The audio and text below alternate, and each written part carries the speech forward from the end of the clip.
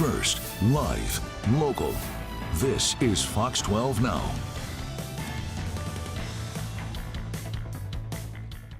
And hello, everyone. This is Fox 12 Now. I'm Greg Nibbler. As always, thank you for joining us. We are live streaming on our apps, on our website, on our social media channels, so lots of places to join in the show and also to share the show. We get to have great conversations here. And what we are talking about today is the Portland Art Museum and their latest exhibit, and that is Black Artists of Oregon, covering art all the way back from the 1800s to the present. There's a lot of artists being represented in this.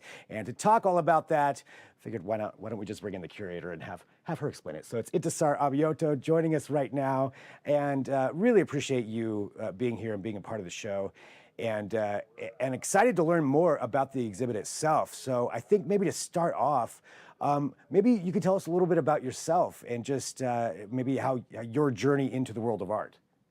Yeah, absolutely. Thank you so much for having me. This is very exciting. Yeah, I'm an artist. I'm a photographer, a dancer, a writer, and a researcher, and also a curator. Like I'm a curating artist.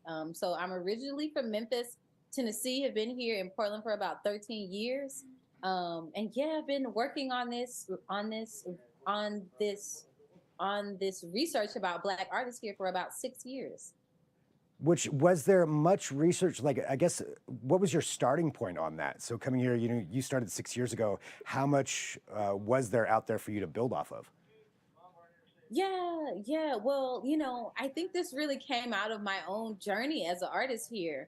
Coming, I am not from here originally, so there was a point at which I guess in like um, I guess early 2018 or so that I that I kind of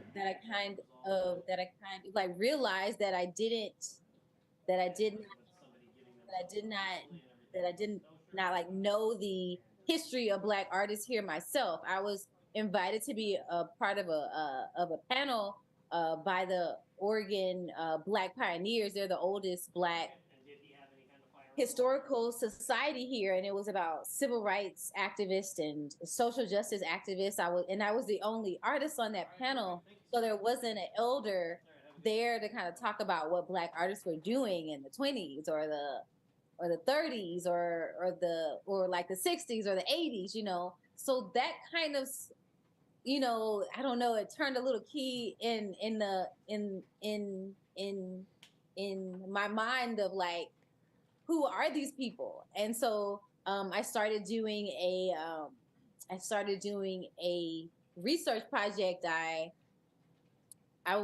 was or I applied to this emerging journalist community stories fellowship through Oregon Humanities that spring or that winter, and then I just started doing oral history interviews with Black artists, and that was kind of the beginning point of it all. That's got to be really fascinating hearing doing those interviews, and hearing stories, especially, like you mentioned, all these different eras, different times, different things going on, and getting to talk to people. I'm wondering, for the research side of things, it does have representation from the 1800s, but in the early 1900s, but talking about the issues of finding that art and finding the stories of that art and finding who made that art, and probably severe underrepresentation issues among many other things going on back then. How hard was that for you to discover and to do the research on this? Yeah, it's so funny because it seems like it was. I mean, I know it's like almost 6 years ago, 5/6 years ago, but it seems like it just started. And I won't say that it was. How do I describe it? Like, each bit of work adds up to something else. But I think about storytelling practices and the ways Black communities keep information. And so starting out with just talking to Black artist elders like Asaka Shamsuddin and Bobby Fother and Adrian Cruz, also talking to just different people in my age group, and also being an artist here, there were people that I knew to be able to have those conversations. And then, they were telling me, the elders were telling me the names of their age peers who had passed, or different people who had been their teachers, or had been there, or who had been there, who had been just like people who shared information with them. And then I would go to like different archives, or or back to the Oregon Historical Society, or to the city archives, or even during the pandemic, I was, on the computer, at home, like a lot of people, looking into archives and collections outside of Oregon. So I always try to talk about those first conversations of sitting down, these intergenerational conversations that give you the seeds to then do the research in the other places. So it's funny, even though it's a lot of work, I think I'm very passionate. And then when you really care about something, then it's exciting. There's kind of like a mystery to keep digging into. So I wouldn't say that it was hard, but it takes time. Yeah. Yeah, it's got to be. I mean, because you hear one story and then somebody tells you about this other person that was their, mentor, somebody they looked up to that you didn't know about. So then that's a whole other channel to go down and Hmm. yeah, to find out. But I mean, it's really cool because at the end of the day, you're getting to share the stories that you're finding out and all this research that you're doing. It's fun to do, but it's really important as well to get these stories out Hmm. there. And that's why talking about the exhibit itself. How do you go about deciding, I guess, what's going to be in there? What's the process of that? Yeah, absolutely. I think it's kind of intuitive. Like this exhibit is, I think, very much founded in the work of Black arts elders, and also Black arts ancestors. Folks like Thelma Johnson Street, folks like Charlotte Lewis. I very much wanted people to sense that there's history here, that there's rich history, that there's there is a lineage of people's effort to be able to continue to look into, to respect, and that and so from there, that was the basis. And then with kind of like younger contemporary artists, there were, bright threads. I kind of think of it like a tapestry, like, the whole story, the story of like one artist supports the story of another artist. So I thought about it as like bright threads of kind of younger and contemporary artists woven throughout that history, so that there's texture, there's support, and even like beyond the artists, there are 69 artists in the show and about 200 works. I want people to know that this exhibit points to a story and a history that goes even beyond those artists. Like, you want to show everybody, and it's just one place. And even within that, there's so many artists who are not included. But I want the story, I want, through the engagement with the show, for their people to think about the broader story of Black artists here in the state. And that goes even beyond those specific pieces in the show, or even the artists who were in the show.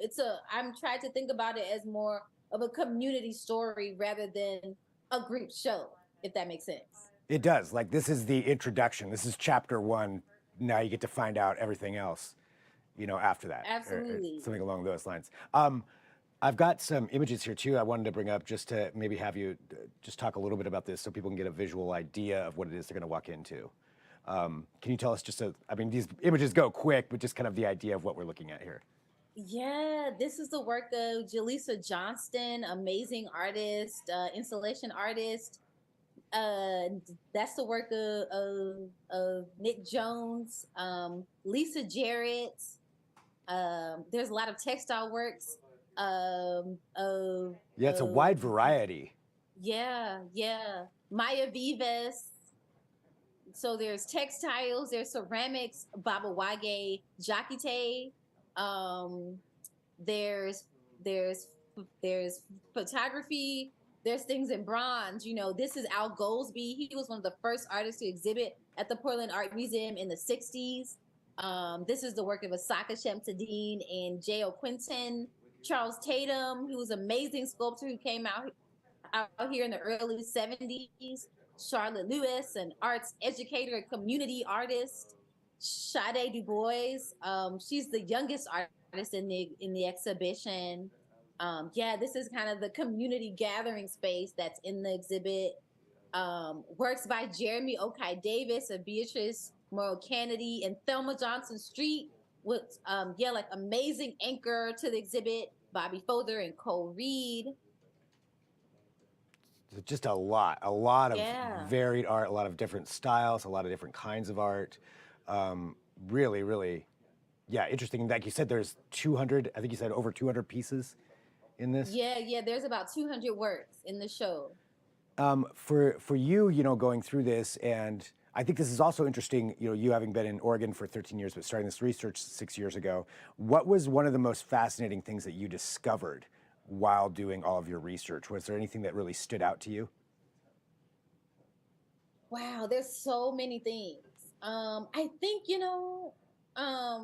I like love art for what it can say.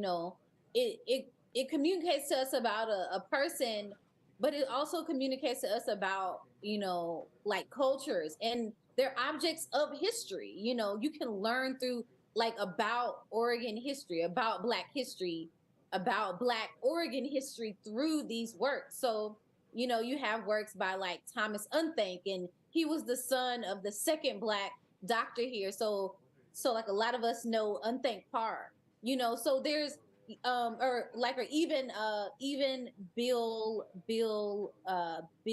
Rutherford, who was the son of activists who they were the founders of the Portland Urban League, and they were a part of getting the Public Accommodations Act passed here. So, kind of like moving past segregation. So really what I want people to know is that Black artists have always been here influencing the history, influencing the story of this place. And I want people to know that even though the show is up, that the research is ongoing, and that there are people here in this city, in this state, who know the names of Black artists that even I have not found, that they perhaps have works of Black artists in their homes, and there's still so much research to be done. There's a lot of works, I think, post 1960, but there's a point at which, even when you're talking to the elders, they maybe did not, just like people who were like working in the 1800s. The earliest work is by Grafton Tyler Brown, and he was a Black man here in the 1880s, and his piece that we borrowed from the Tacoma Art Museum was done in 1886. But there's still so much work to be done. So I almost invite people to like reach out. They know other artists. Like, this history is ours to treasure and steward, to be excited about. So the work is up on the walls, but the process is still ongoing. Wow, that's it's pretty amazing though. It's a pretty great start that you've got right here to all that research. To get this going, just bring it all together and have people talking. And like you mentioned, there's stories out there that somebody may know they just never thought of. Oh, maybe I should tell somebody about this, or oh, somebody might be interested to learn this. That could open up a whole new avenue of learning about other artists that maybe somebody hasn't talked about before. So for you, what's your next step? I mean, obviously this exhibit is until I believe March 17th of 2024. So there's time for people to get in there to go see this. But what's your next step?